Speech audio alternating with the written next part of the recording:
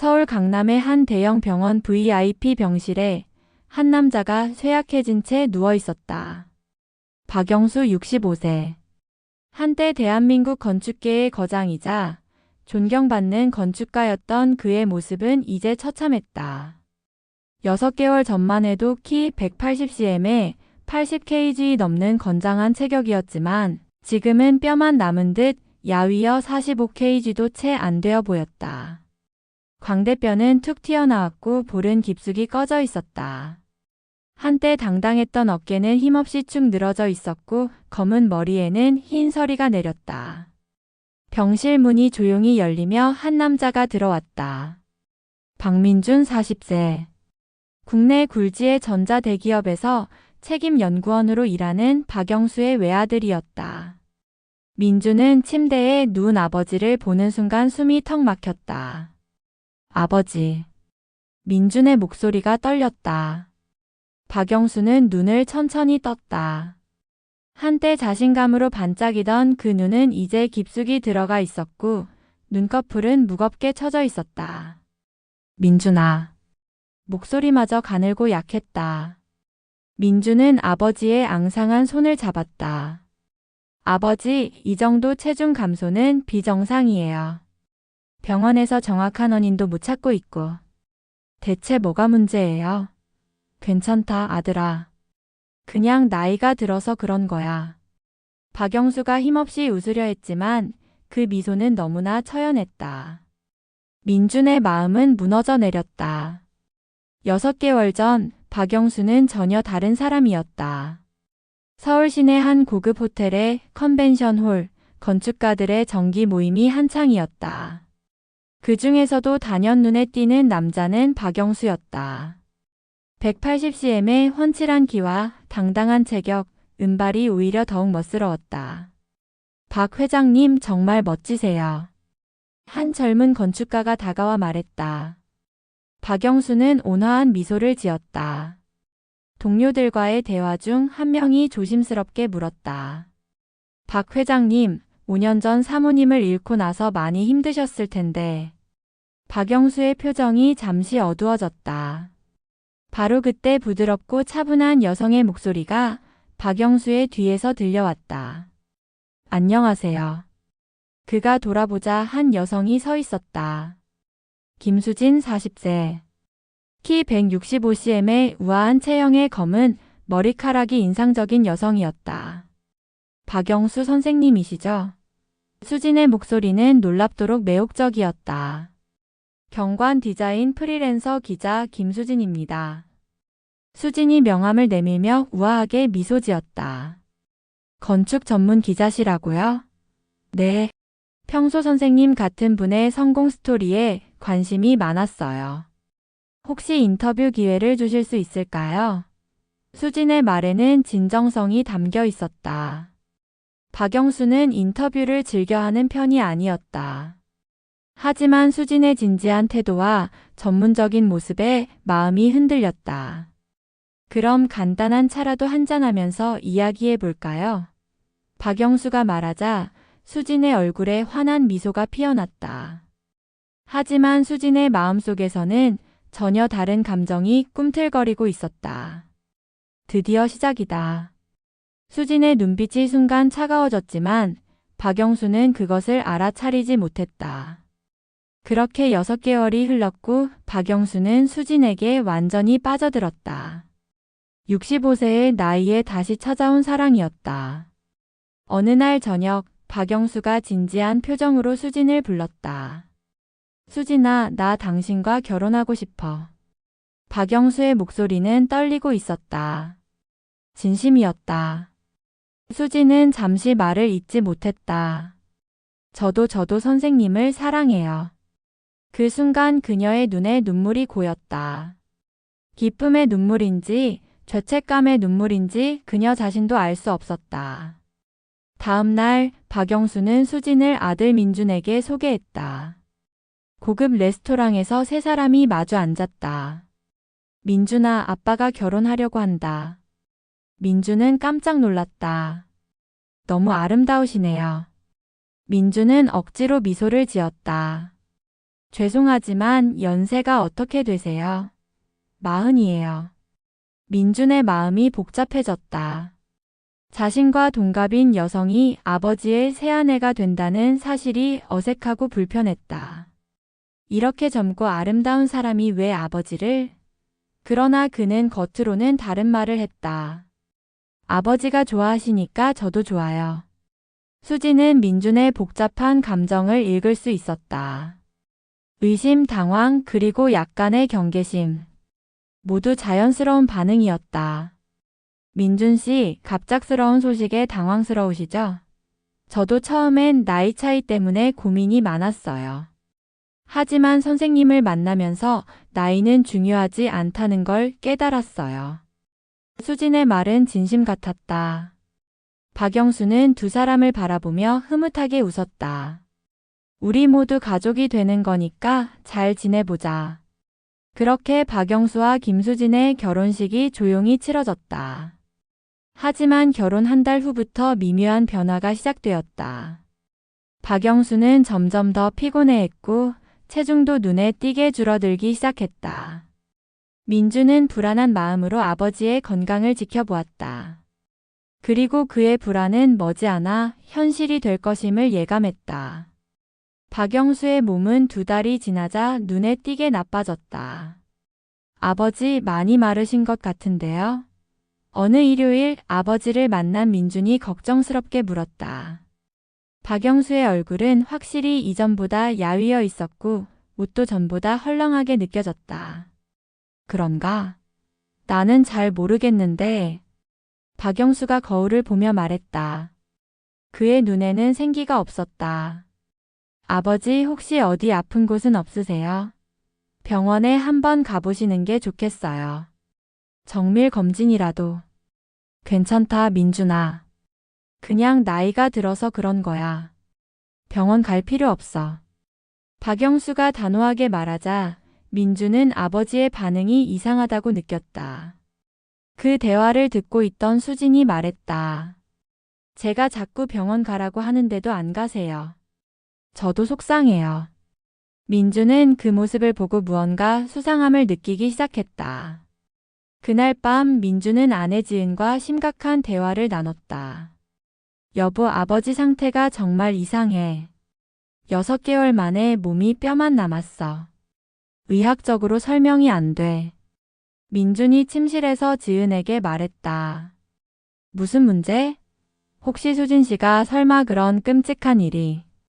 지은이 손으로 입을 가렸다. 확실한 증거가 필요해. 뭔가 문제가 있는 것 같아. 수진 씨의 과거를 좀 더 파봐야겠어. 민주는 전자대기업에서 일하는 자신의 능력을 활용하기로 결심했다. 회사 내부 자료를 통해 수진의 이력을 다시 한번 샅샅이 뒤지기 시작했다. 그녀의 경력은 10년 전부터 시작되었는데 그 이전의 기록은 흔적조차 없었다. 민주는 직감적으로 김수진이라는 이름이 가짜임을 눈치챘다. 그러던 어느 날 박영수는 동료 건축가의 모임에 참석하기 위해 준비를 하고 있었다. 그의 모습은 처참했다.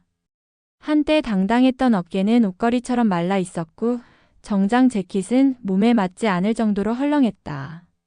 민주는 아버지의 모습을 보며 다시 한번 충격을 받았다. 모임에서 민주는 사람들의 시선이 아버지에게 집중되는 것을 보았다. 모두 박영수의 급격한 변화에 놀라움을 금치 못했다. 피로연이 시작되고 민주는 잠시 자리를 비운 수진의 과거에 대해 동료들에게 조심스럽게 물었다. 수진 씨에 대해 아는 분 계신가요? 한 나이 든 동료가 김수진? 그 이름은 잘 모르겠고. 예전에 박 회장님이 설계한 건물 붕괴. 사고 때 죽은 보조건축가 김태은의 누나가 김나은이었는데 그녀도 경관 디자인을 전공했었지. 당시 박 회장님을 찾아와 복수하겠다고 난리를 피웠다고 들었네. 민준의 심장이 쿵 떨어졌다. 그는 곧바로 김나은이라는 이름을 검색했다. 그리고 충격적인 결과가 나타났다. 10년 전 건축물 붕괴 사고. 사망자 명단 건축보조원 김태은, 피해자 가족 김나은. 민준의 손이 떨렸다. 아버지의 실수로 억울하게 죽은 김태은의 누나 김나은. 수진이 10년 전 이름을 바꾸고 성형수술까지 했다는 가설이 맞아떨어지는 순간이었다. 그때 수진이 민준에게 다가왔다. 민준 씨, 무슨 일 있으세요? 아닙니다. 그냥 좀 어지러워서요. 민준은 당황하며 대답했다. 수진은 민준의 얼굴을 유심히 살폈다. 그의 눈빛에 담긴 의심과 분노를 읽은 그녀는 순간 경직되었다. 그날 밤 수진은 작은 노트에 기록을 남겼다. 박영수 체중 3kg 감소, 식욕 저하 뚜렷함, 용량 조절 필요. 펜을 들고 있는 그녀의 손이 미세하게 떨렸다. 자신이 괴물 같았다. 내가 지금 뭘 하고 있는 거지? 그녀는 펜을 내려놓고 얼굴을 손으로 가렸다. 눈에서 눈물이 흘러내렸다. 침실에서 들려오는 박영수의 고른 숨소리가 그녀의 가슴을 찔렀다. 이 사람을 미워해야 하는데 왜 자꾸 마음이 아프지? 하지만 그녀의 복수심은 쉽게 사라지지 않았다. 그녀는 곧 결심한 듯 중얼거렸다. 계획을 앞당겨야겠어. 민주는 아버지의 상태가 위독하다는 것을 알았다. 수진이 무슨 일을 꾸미고 있다는 것을 직감했다. 그는 당장 행동에 옮기기로 결심했다. 아버지를 구해야 한다는 절박함에 민주는 자신이 다니는 전자, 대기업에서 개발 중인 초소형 무선 카메라를 몰래 구해왔다. 동전 크기만 한 카메라였다. 다음 주 토요일, 민주는 아버지를 찾아갔다. 아버지, 수진 씨랑 같이 백화점에 다녀오세요. 아버지 옷 좀 사드리고 싶어서요. 요즘 옷이 너무 헐렁해지셨잖아요. 박영수는 약한 목소리로 망설였지만 수진이 민준의 제안을 흔쾌히 받아들였다. 수진과 박영수가 외출한 후 민준은 곧바로 아버지 집으로 향했다. 그는 미리 준비한 작은 카메라들을 가지고 있었다. 먼저 거실의 TV 장식품 뒤에 하나의 카메라를 숨겼다. 거실 전체가 보이는 각도였다. 다음은 부엌이었다. 민주는 요리하는 모습을 볼 수 있는 위치에 카메라를 설치했다. 전자레인지 위 작은 화분 뒤였다. 마지막으로 복도에도 하나를 설치했다. 아버지 방으로 들어가는 모습을 볼 수 있는 위치였다. 설치를 마친 민주는 모든 것이 제자리에 있는지 확인했다. 이제 진실을 알 수 있을 거야. 민주는 서재로 향했다. 혹시 아버지의 컴퓨터에 수진에 관한 단서가 있을지도 모른다는 생각이 들었다. 바탕화면이 나타나자 민주는 김나은을 검색했다. 그 순간 충격적인 결과가 나타났다. 10년 전 건축물 붕괴 사고. 환자 김태은 7세. 사망. 담당 건축가 박영수. 민준의 손이 떨렸다. 수진의 본명이 김나은이라는 것, 그리고 그녀의 동생이 아버지의 건축물 붕괴 사고로 사망했다는 사실이 밝혀지는 순간이었다. 바로 그때 딸깍 현관문이 열리는 소리가 들렸다. 민주는 깜짝 놀랐다. 아직 1시간도 안 지났는데 벌써 돌아온 것이다. 미안해, 너무 피곤해서. 박영수의 목소리가 들렸다. 그럼 방에서 쉬세요. 수진의 목소리가 들렸다. 민주는 급히 컴퓨터 화면을 끄고 주변을 둘러봤다. 서재에는 숨을 곳이 많지 않았다. 발소리가 점점 가까워졌다. 박영수는 침실로 향하는 것 같았지만 다른 발소리가 서재 쪽으로 오고 있었다. 민주는 서재 한쪽에 있는 장롱 안으로 몸을 숨겼다. 마취못들이 걸려 있어서 몸을 가릴 수 있었다. 수진이 서재에 들어왔다. 뭔가 이상한데. 민주는 숨을 죽이고 가만히 있었다.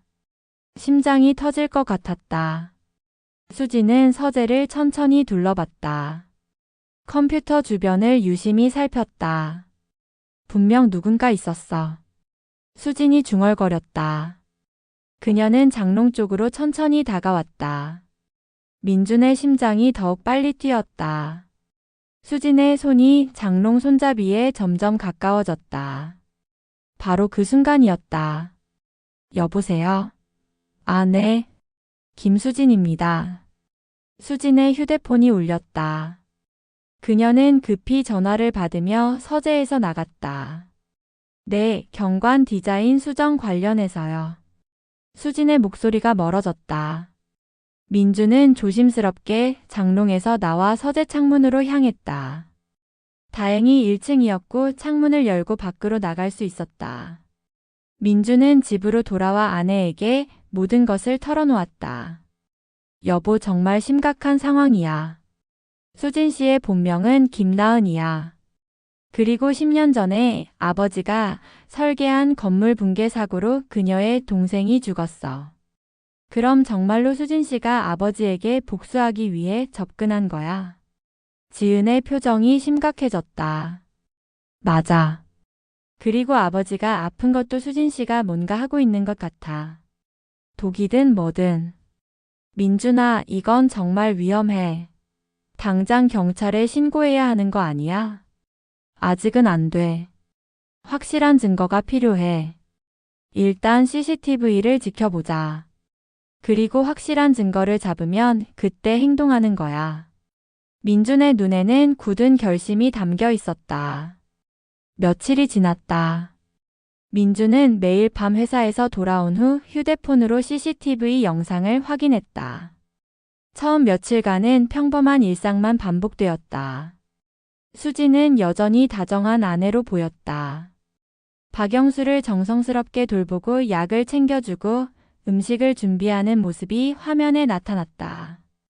4일째 되는 밤, 민주는 평소와 같이 CCTV 영상을 되돌려보고 있었다.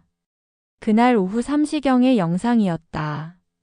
화면에는 수진이 부엌에서 저녁 준비를 하는 모습이 보였다. 그녀는 2개의 그릇에 닭죽을 담고 있었다. 하나는 자신 것, 하나는 박영수 것이었다. 자신의 그릇에는 그냥 닭죽을 담았지만 박영수의 그릇에는 뭔가 다른 행동을 했다. 수지는 주변을 살핀 후 작은 봉지에서 하얀 가루를 꺼내 박영수의 그릇에 조심스럽게 뿌렸다. 민준의 심장이 멈출 것 같았다. 이게 뭐야? 화면 속 수지는 숟가락으로 닭죽을 젓더니 평온한 표정으로 거실로 향했다. 여보, 저녁 드세요. 수진의 다정한 목소리가 CCTV 마이크를 통해 들렸다. 고마워, 수진아. 박영수가 힘없이 웃으며 닭죽을 받아들였다. 민주는 박영수가 그 닭죽을 먹는 모습을 보며 온몸이 떨렸다. 정말이야? 정말로 독을 넣고 있었어. 영상을 계속 보니 더 충격적인 장면들이 나타났다. 다음날 새벽 2시경의 영상이었다. 박영수는 침실에서 깊이 잠들어 있었고 수진이 조용히 침실에서 나오는 모습이 복도 카메라에 잡혔다. 수진은 부엌으로 가서 서랍에서 작은 병을 꺼냈다. 투명한 액체가 들어있는 병이었다. 그녀는 다시 침실로 들어갔다. 민주는 더 이상 참을 수 없었다. 확실한 증거를 잡았으니 이제 행동해야 할 때였다. 당장 아버지를 구해야 해. 민준이 급히 옷을 입으며 말했다. 여보, 어디 가는 거야? 지은이 놀라며 물었다. 아버지 집에 가서 수진 씨를 떼어내야 해. 지금 당장. 민준의 목소리는 절박했다. 혹시라도 위험하면 바로 연락하라는 아내의 걱정스러운 말에 민준은 고개를 끄덕이고 집을 나섰다. 한편 바로 같은 시간. 수지는 주방에서 저녁 준비를 하고 있었다. 그리고 도마 옆에는 독약이 들어있는 작은 병이 있었다. 이제 끝내야 했다. 그녀의 마음속에서 10년 전 그날의 기억이 생생하게 되살아났다. 10년 전 2014년 3월 15일 서울의 한 건축 현장. 엄마, 나중에 꼭 멋진 건축가 될게. 7살의 김태은이 해맑게 웃으며 말했다. 수지는 아들의 해맑은 미소를 보며 그의 손을 꼭 잡았다. 그의 작은 손에 희망의 설계도가 들려 있었다. 태은은 박영수의 건축회사에서 보조원으로 일하는 수진의 동생이었다. 그는 건축가가 꿈이었다. 하지만 박영수의 치명적인 설계 실수로 인해 건물 붕괴 사고가 발생했고 태은은 그 자리에서 사망했다. 박영수는 자신의 실수를 은폐하기 위해 모든 것을 조작했다. 언론에선 단순 사고로 발표되었고 박영수는 어떤 처벌도 받지 않았다. 오히려 성공한 건축가로 승승장구했다. 수지는 억울하게 죽은 동생을 위해 복수를 다짐했다. 이름을 바꾸고 외모를 바꾸고 건축 관련 모든 것을 공부했다. 10년간 치밀하게 준비했고 마침내 박영수에게 접근하는 데 성공했다. 하지만 왜 이렇게 마음이 아플까? 내가 원하는 대로 복수하게 됐는데. 그녀는 박영수가 좋아하는 닭죽을 만들며 고민에 빠져 있었다. 정신을 차려야 했다. 오늘 끝내야 했다. 그녀는 떨리는 손으로 유리병을 들었다. 하지만 해야 했다. 이미 너무 멀리 왔다. 그녀는 유리병의 뚜껑을 열었다. 바로 그때였다. 수진아. 박영수의 목소리가 주방 입구에서 들려왔다. 수지는 깜짝 놀라 유리병을 떨어뜨릴 뻔했다. 여보 언제 오셨어요? 수진이 당황하며 유리병을 등 뒤로 숨겼다. 박영수는 수진을 조용히 바라봤다. 그의 눈에는 깊은 슬픔과 이해가 동시에 담겨 있었다. 너무 힘들지? 박영수가 부드럽게 물었다. 무슨 말씀이세요? 수진의 목소리가 떨렸다. 복수라는 게 그렇게 좋지만은 않지.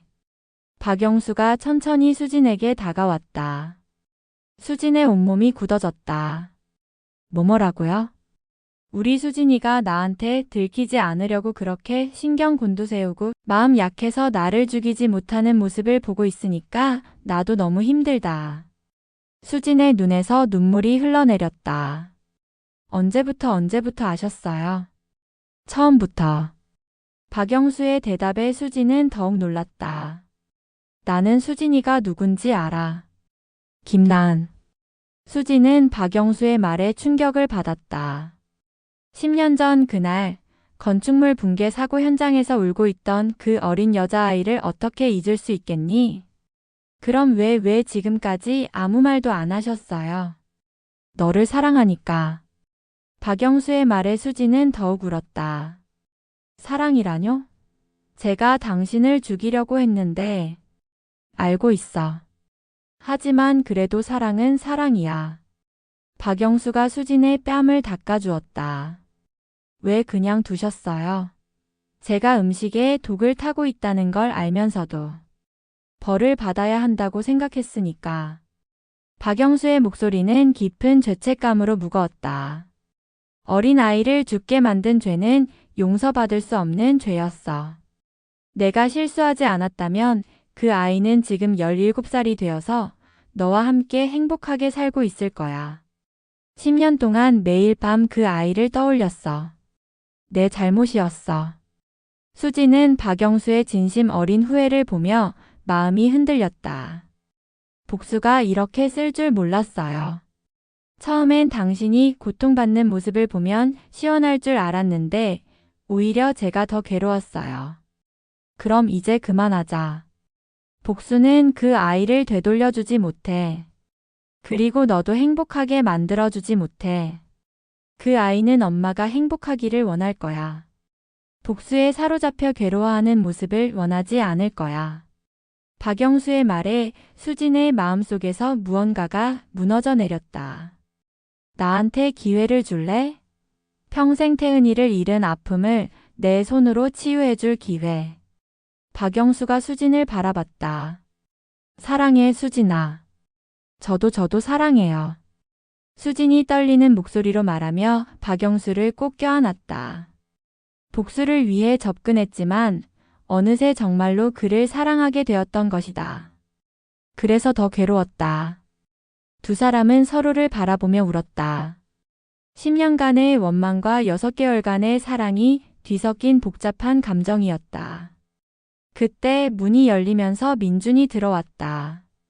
그의 얼굴은 긴장과 걱정으로 가득했다. 민준이 급하게 거실로 뛰어들어와 무릎을 꿇고 포옹하며 우는 두 사람을 발견했다. 이게 무슨 상황이지? 민준은 당황했다. 박영수와 수지는 천천히 일어났다. 두 사람의 얼굴에는 눈물 자국이 있었지만 평화로운 표정이었다. 민준아, 왔구나. 우리가 모든 걸 설명해 줄게. 박영수가 소파를 가리키며 말했다. 민준은 여전히 경계심을 늦추지 않은 채 소파에 앉았다. 그 후 박영수와 수지는 10년 전의 사고와 수진의 복수 계획, 그리고 그들의 진심을 민준에게 모두 털어놓았다. 민준은 복잡한 감정에 휩싸였다. 한편으로는 아버지를 죽이려 했던 수진이 용서되지 않았지만 다른 한편으로는 아버지의 과거 실수와 수진의 고통도 이해할 수 있었다. 내 아버지의 뜻이 그렇다면 아버지를 믿고 응원하겠습니다. 민준의 말에 박영수는 고개를 끄덕였다. 그로부터 3개월이 지났다. 봄이 다시 찾아온 어느 날, 세 사람은 태은의 추모공원을 찾았다. 박영수의 건강은 완전히 회복되었다. 체중도 정상으로 돌아왔고 얼굴에는 다시 생기가 돌았다. 수지는 이제 더 이상 복수를 위한 가면이 아니라 사랑하는 사람들과 함께하는 진정한 자신의 모습으로 살고 있었다. 태은아, 삼촌이야.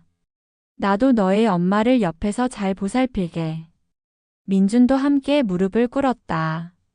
세 사람은 조용히 묘비에 꽃을 올렸다. 추모 공원을 나오는 길에 수진이 말했다. 정말 신기해요. 제가 이렇게 좋은 가족을 만날 줄은 꿈도 못 꾸던 일이었어요. 박영수가 수진의 손을 잡으며 말했다. 나도 정말 행복해, 수진아. 민준이 두 사람을 바라보며 웃었다. 그런데 한 가지 궁금한 게 있어요. 만약 제가 그날 밤 오지 않았다면 어떻게 됐을까요? 민준의 질문에 박영수와 수진이 웃었다. 아마 우리 둘이서 더 오래 울었을 거야. 박영수가 농담처럼 말했지만 그의 눈은 진심이었다. 하지만 결국 결과는 같았을 거야. 수진이도 나도 우린 진심이었으니까. 그들은 서로를 바라보며 조용히 미소 지었다.